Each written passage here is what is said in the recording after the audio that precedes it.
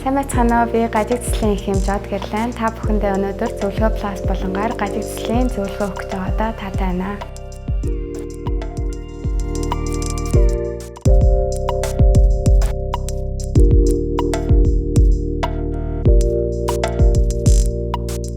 Эрүүн нүрийн гажиг гэдэг нь ерөнхийдөө хоншоор болоод эрүүний ясны гажиг, шүдний зуултын гажиг, шүдний игнэний гажиг болоод шүдний байрлалын гажиг гэж хуваагддаг. За ерөнхийдөө шүдний гажиг яагаад үүсдэг вэ гэхлээр сүү шүдний өвчлөлөөс ер нь дийлэнх хувь нь бол үүсдэг.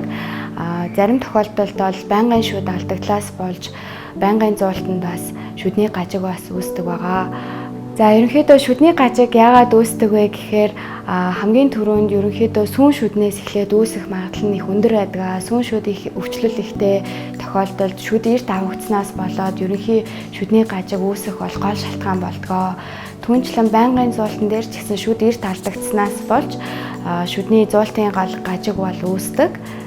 Мөн эколог болоод буруу зуршил бидний амьдралын хэв маягаас болж шүдний гажиг үүсэх бас магадлалтай.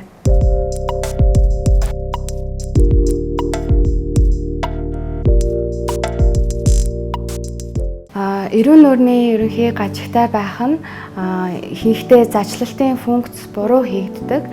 Энэ функц алдагдсанаас болж ерөнхийдөө ходоод гидсний системийн бас хямралд бас оруулж болдгоо.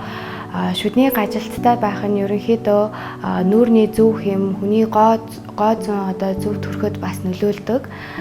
Үүнээс гадна шүдний гажигтай байх нь шүдний эрүүл ахуй болоод шүдний цэвэрлэгээнд бас баггүй нөлөө үзүүлдэг байгаа.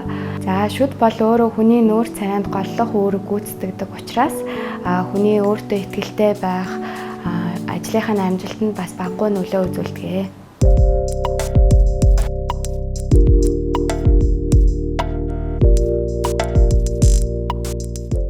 Гажиг цэцлийн эмчилгээний аргууд ерөнхийдөө зуултын түвшин болгоноос хамаарч янз бүр байдаг.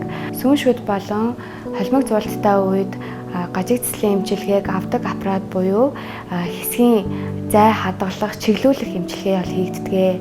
Байнгын зуултын үед шүдний гажгийг авагддаггүй аппаратураар эмчилдэг.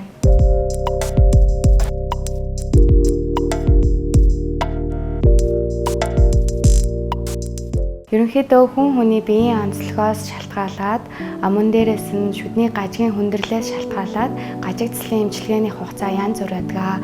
Дунджаар 6 сараас 3 жилийн хугацаатай байдаг. За идэвхтэй гажиг цэцлийн эмчилгээ хийгдсэний дараагаар заавал бэхжүүлэх хугацаа гэж бас байдаг. Энэ нас гажиг цэцлийн эмчилгээний хугацаанд нийтдээ хамрагдаад явдаг байгаа. За бэхжүүлэгч аппарат гэдэг нь яах зорилготой вэ гэхээр бэхжүүлэгч аппарат нь идэвхтэй гажиг цэцлийн эмчилгээний үр дүнг урт хугацаанд бэхжүүлж барих зорилгоор тодорхой хугацаанд зөөгддөг байгаа.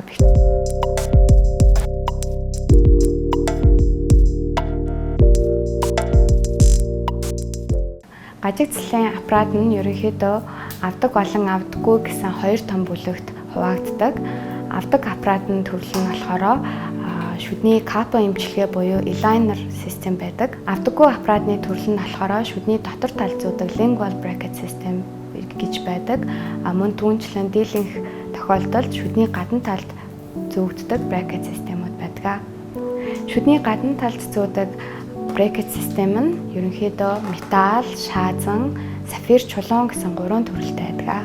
За эдгээр ялгаа нь зөвхөн өөрийнхөө гадаад үзмжийнхаа хувьд өөр боловч үйлчилгээ функцийнхаа хувьд бол бүгд адилхан ялгаагүй байдаг. За хүмүүс маань ихэнхдээ шүдний аппаратыг хүүхэд зүүдэг гэж ойлгодог. Энэ бол өрөөсөө л ойлголт байгаа. Гажиг цэцлийн аппаратыг зүүхэд тодорхой эсрэг залтууд байдаг. Тэр нь юу вэ гэхээр ясны шимэгдэл болоод шүдний тулгуур эдийн өрөвсөл, шүдний богино язаар байдаг. За бусад тохиолдолд ерөнхийдөө нас харгалзахгүй гажиг цэцлийн эмчилгээнд хамрагдах боломжтой байдаг шүү.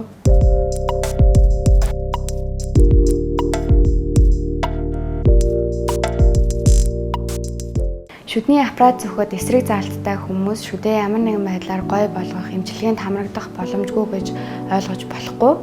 Гажиг цэцлийн эмчилгээгээр засрах боломжгүй зүйлүүдийг ч согоог заслын аргаар бол шийдэх бүрэн боломжтой байдаг. За саваг заслын арга гэдэг маань бүрээс болон нүүр өвчийг хэлдэг байгаа. Саваг заслын аргаар гажиг заслыг сэргээх нь шүдний функц болоод шүдний гоо зүйг бол бүрэн сэргээж чаддгаараа онцлог юм аа.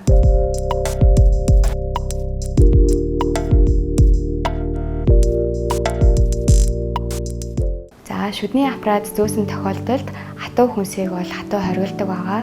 Энэ нь яагаад вэ гэхээр шүдний брекет систем ажиллаж байх үед ерөнхийдөө бүх шүднүүд хөдөлгөөнд шинэ байрлалд орохдоо бэлдэж бүх хөдөлгөөний процессыг явагддаг учраас заажлалтын илүү шүдэнд ачаалал ирэх, илүү даралт ирэхээс урьдчилан сэргийлж байгаа явдал юм аа. За энэ үед ерөнхийдөө хатуу хоол хүнсийг блендер юм уу миксерээр жижиглээд хэрэглэх бүрэн боломжтой.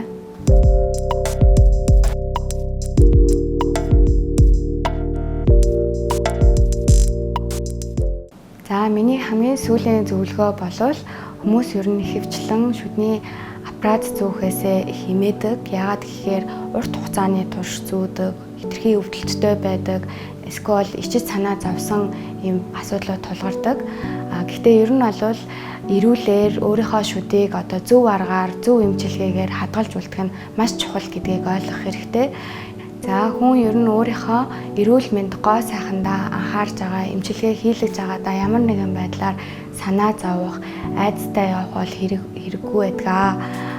Та хэдий ч нэ эрт эмчилгээгээ эхлэн тэдий ч нэ цаг хугацааг бол хожсон байдаг.